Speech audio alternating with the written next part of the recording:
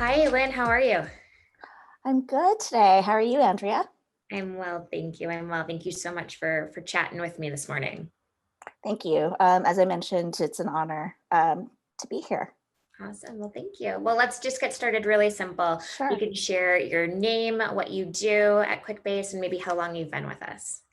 Okay. My name is Linh Tran. I'm a manager of the customer education team as well as the UX content and visual design team.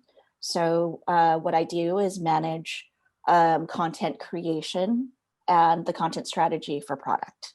Oh, awesome. And how long have you been with QuickBase?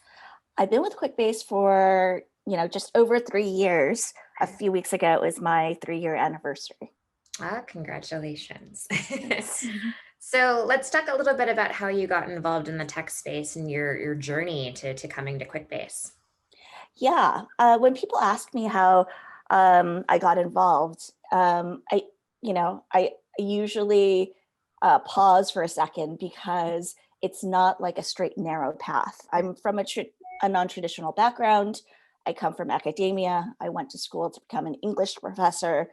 And at the time, I only knew of 3 jobs, being a professor, being a lawyer, or being a doctor. After academia, when I figured it wasn't the right place for me, I went into the publishing industry, specifically the magazine publishing industry. I came into tech because someone took a chance on me to manage the website of mass.gov, which is the front door for the state of Massachusetts.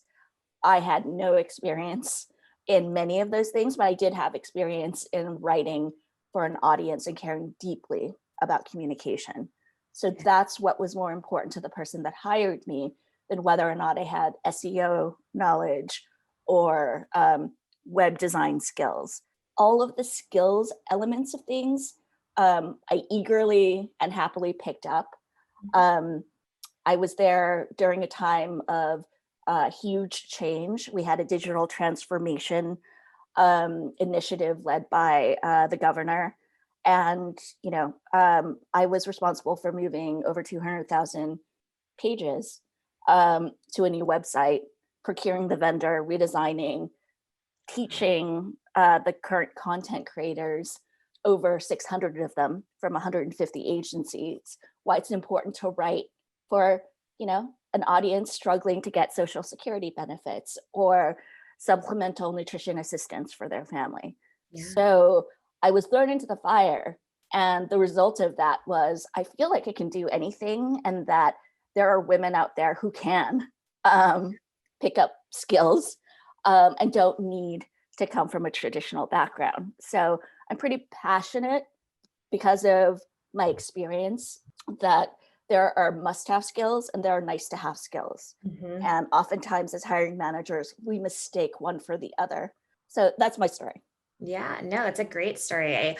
I love the way you started it too, kind of as you're transitioning into tech. It was because somebody took a chance on you. And I love that idea of, you've got somebody who has the passion, you've got somebody who has the will, and you can teach kind of the other things, kind of along the way. But really, if you've got somebody who was willing to kind of take a chance on you, you can really kind of grow and expand beyond kind of where you maybe originally thought you could go, which kind of brings me to my next question, which is about mentorship and, kind of who have you really kind of looked to for inspiration as you've grown your career? Who have you maybe modeled it after, or who have you really looked to kind of help, guide what you're up to?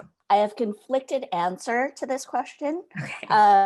The person who took a chance on me also was the person that put obstacles to my growth. So the reason I point it out is just because you let somebody through the door and you're welcoming, your responsibility doesn't stop there. Being inclusive is about not merely the first impression or the first moment, but really supporting a person through their journey.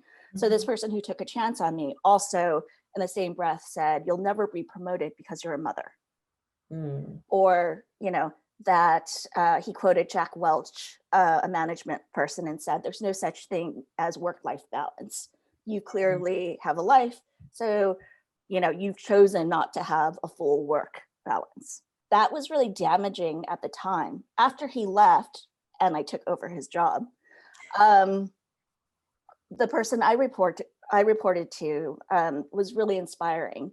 Her name is Holly St. Clair, and she was the first chief digital officer and chief data officer for Massachusetts, occupying 2 roles.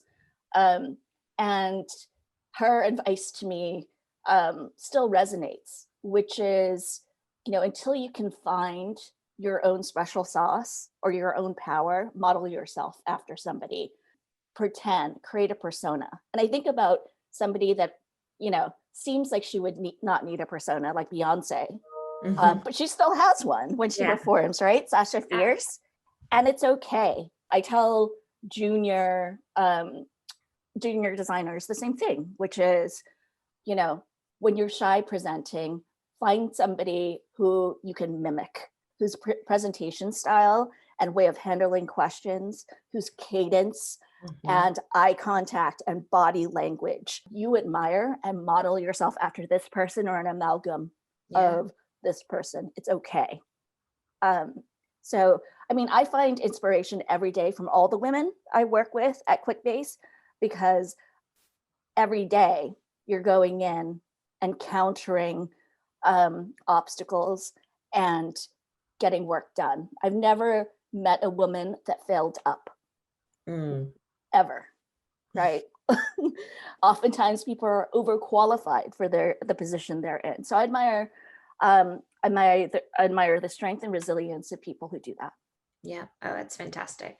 So many good nuggets in what you just said. I think, one of the things, that it brings to mind for me is that the persona, right? Kind of who's the persona that you are kind of trying to create for yourself, who you're modeling it after. There was a woman that I engaged with when I was in high school who I still admire to this day. I thought she was so much older than me. She was only maybe 8 years older than we were at the time. So she was still relatively new in her career as well. But even just how she connected with people, how she related to people, how she communicated, the cadence of her speech you mentioned as well. Like that's something that it still sits with me. And I don't think I fully realized kind of until you articulated it, how impactful that was for me. And so just kind of having those people that, might not be, writing books or, kind of on TV, but people that are in your life that you're modeling your career after. I think that's so important.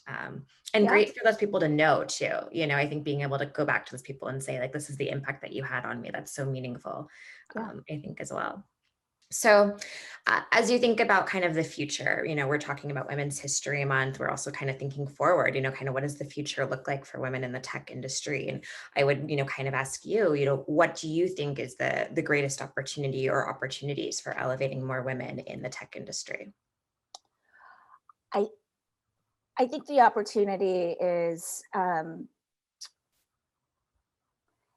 help tech not be comfortable with the way things are. It's unnatural to be in a room of all male executives making decisions. It's not okay if you can say, "Hey guys," in an email, and it's totally true. You're male, and then everybody you send the email to is male, right? People come from different contexts, so I understand that they've never thought about it before. But I'm trying my best, to reference back to the point of what does it mean to be welcoming versus inclusive.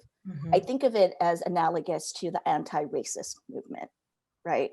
It's not about whether or not you're racist, but what are you actively doing to counter the exclusion of groups like women in the spaces that you're in. So when I'm in a meeting with only male execs, I will propose adding other female voices. I will reference ideas by other women. When I'm in meetings with more junior members, I try to amplify their voices and actually pause the conversation to dig into their ideas. Right. Because sometimes people will lob out their idea and it gets muffled. Over Zoom, I try to pay attention to who has unmuted and call back on that person, because it's such a game of double dutch trying to jump in. And I find that a lot of introverted people or people who are just more civil let other people go ahead of them, right? And so I kind of take it as an active responsibility I'm always paying attention to. And then I also identify male colleagues who are great allies or potentially great allies and privately have conversations with them, because I, you know, I believe really strongly in radical candor and assuming the best of other people's intentions, meeting them where they are, but Right. also offering them ways they can do better, Yeah. or identifying opportunities that they might have missed. That's been, really awesome to do at QuickBase because I think people are very receptive to it. And I have Yeah. a lot of respect for the people that I work with. That's awesome. That's great. Well, do you have any other thoughts that you'd like to share with us? Like anything, other nuggets of wisdom that you want to drop in our audience today? I think so. One thing I struggled with, and some of my friends have struggled with, is when to give up on a situation. Mm, What are your hard limits, right? Like, when do you think things will change? And the hope of persevering versus getting yourself out of a toxic environment and finding a new environment that values you. yeah. And in my experience, it came down to asking one hard limit question, which was, what would I have my daughter do? Mm, What advice would I give my daughter? Or would she be proud of me for staying? Or would she be proud of me for leaving, mhm. and knowing my worth? So have a question that gets to the point of what you value and what you want for yourself. That's how I would identify hard limits. Oh, that's great. That's awesome. Thank you so much, Lynn. I No really problem. appreciate your time today. You've given us a lot to think about and a lot of great just tidbits, information, things for us to really think about and consider. So thank you. Thank you.